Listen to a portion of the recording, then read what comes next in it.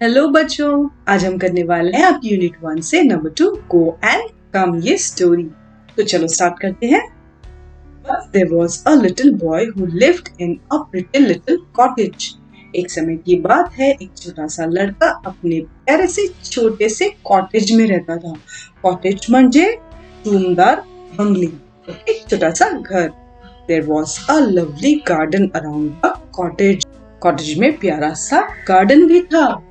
Different kinds of plants grew in the garden, and so there was a lot of work to do there. वहाँ पे अलग-अलग प्रकार के plants उगते थे गार्डन में, इसीलिए उसका बहुत ज्यादा ख्याल रखना पड़ता था, बहुत सारा काम होता था वहाँ पे।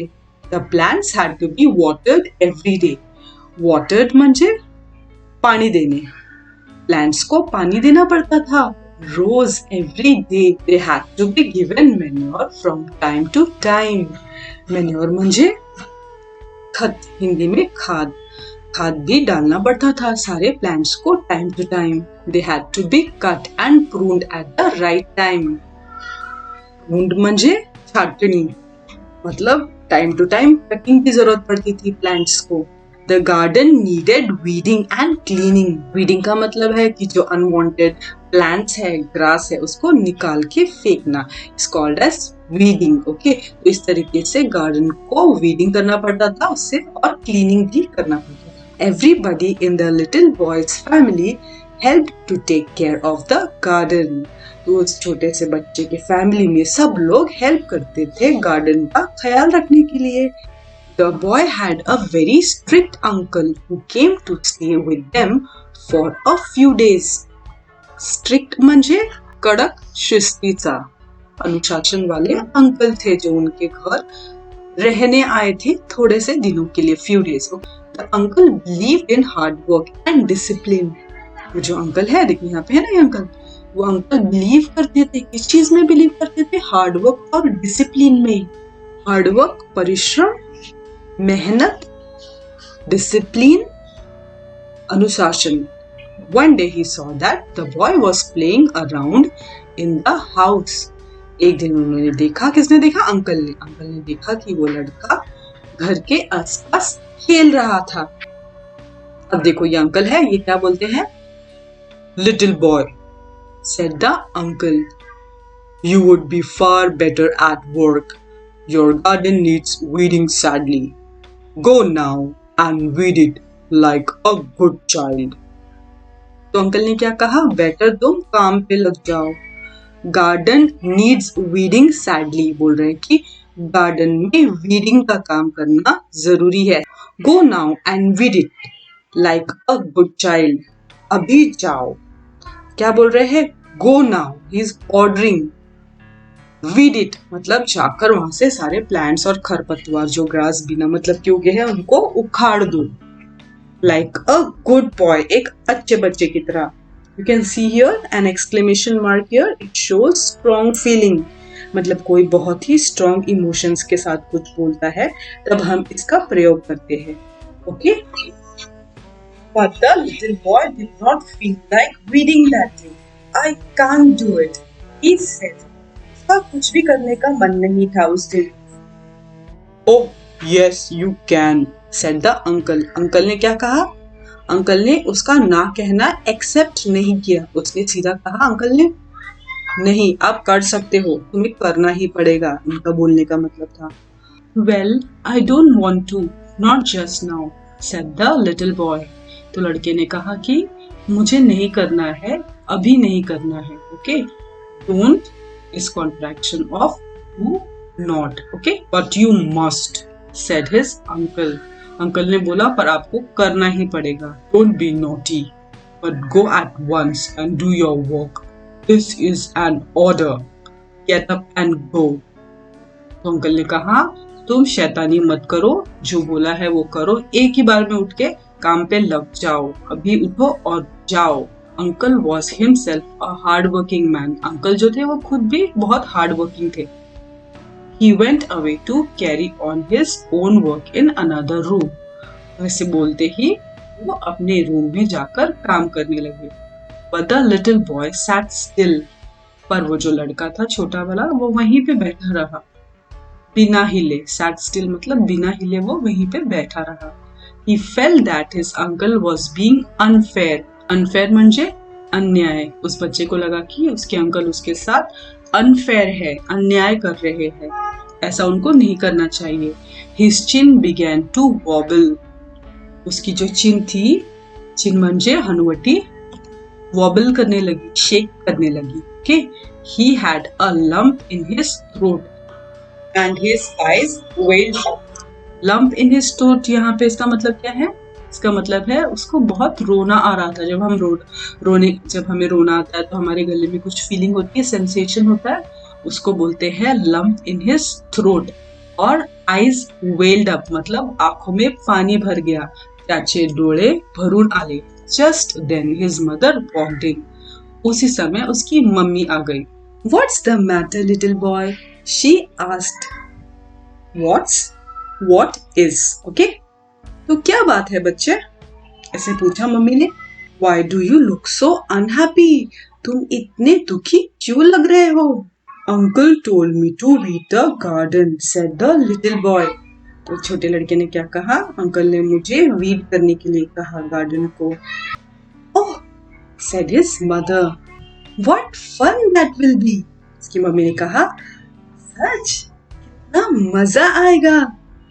I love to weed and it is such a fine day. Can I come and help you to weed?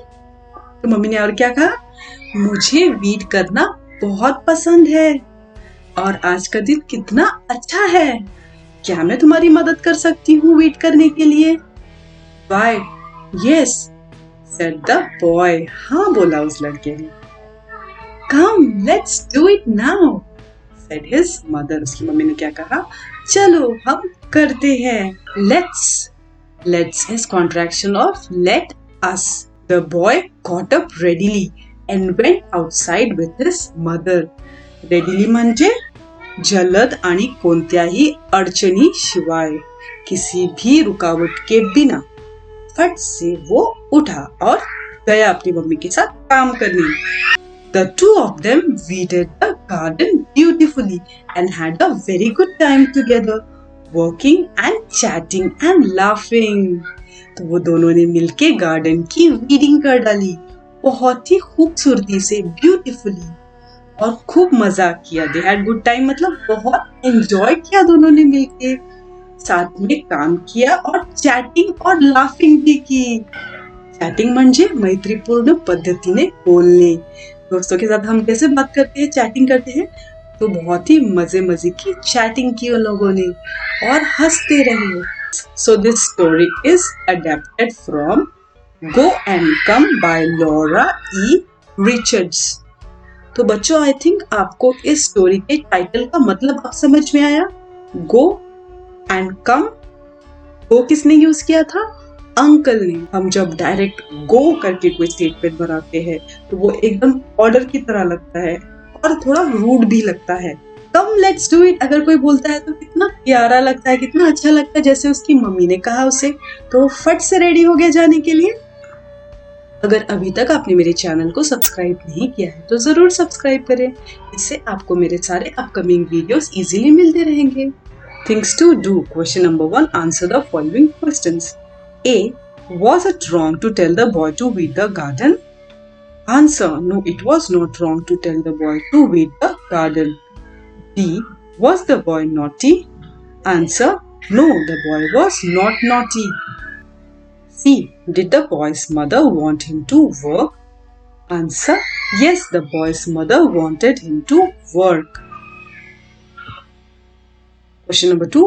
Find and write the lines that tell us the following.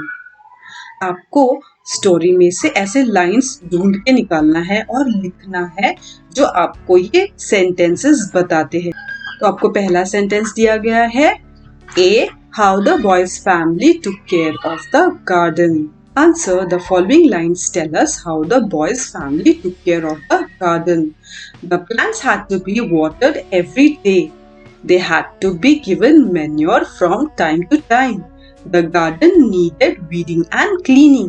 They had to be cut and pruned at time to time. Everybody in the little boy's family helped to take care of the garden. अभी next sentence कौन सा दिया गया है? The little boy was about to cry. तो इस story में कौन सी ऐसी लाइन है जो बताती है कि वो बच्चा रोने वाला था, उसे रोना आ रहा था? Answer. The following line revealed that the little boy was about to cry. His chin began to wobble. He had a lump in his throat and his eyes welled up. See, the boy and the mother worked happily and well. ऐसे कौन से lines है story में जिससे आपको पता चला कि बॉय और मम्मी बहुत ही हैप्पीली और अच्छे से काम कर रहे थे? Answer. The following lines indicate that the boy and the mother worked happily and well. The boy got up readily and went outside with his mother. The two of them weeded the garden beautifully and had a very good time together, working and chatting and laughing. Number 3. Write any two request orders, first using go and then use. Come, let's. Which one would you use? कोई भी दो sentence आपको लिखने हैं request के, order के, starting with गो, और दूसरी टाइम जब आप वही सेंटेंस लिखोगे तो उसको लिखना है कम लेट्स के साथ. ओके, तो मैंने यहाँ पे सैंपल आंसर दिया है, आप लोग भी अपना आंसर इसको देखकर बना सकते हो. Okay, for example the first sentence we will start with go. यहाँ पे बोला है ना, गो से हम स्टार्ट करेंगे फर्स्ट सेंटेंस को. Go and clean the house, इसका मतलब क्या है? जाओ और घर क्लीन करो.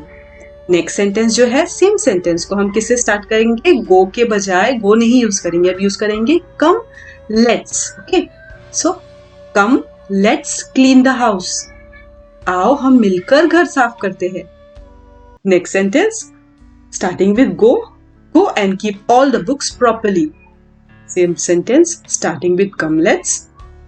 Come let's keep all the books properly. Same sentence को हमने दो अलग अलग तरीके से लिखा है. आप कौन सा यूज करोगे? सोचो. तो मैंने यहाँ पे लिखा है I like the ones starting with come.